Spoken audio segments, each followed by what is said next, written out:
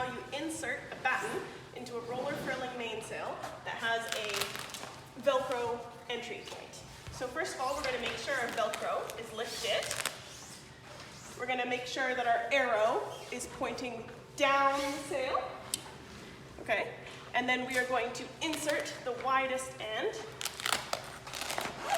up the pocket. And we're going to make sure that it's seated well in the webbing inside. You want to make sure that it's not off to either side here and that it's all the way to the end.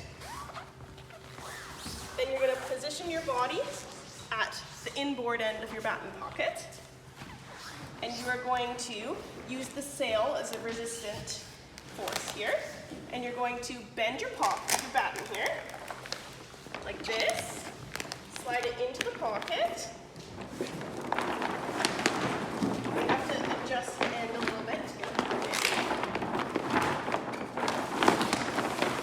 And then once you have it in, we're going to again make sure that it's seated here on this spectra webbing. You don't want it to be on either side on the dacron there. We're happy with the positioning here, so we are going to secure the Velcro. And that's it.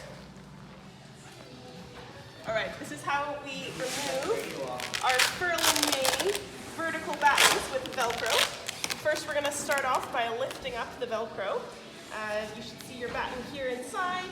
You're going to rotate the batten slightly towards yourself, and you're going to position your body so that you're facing the head of the sail.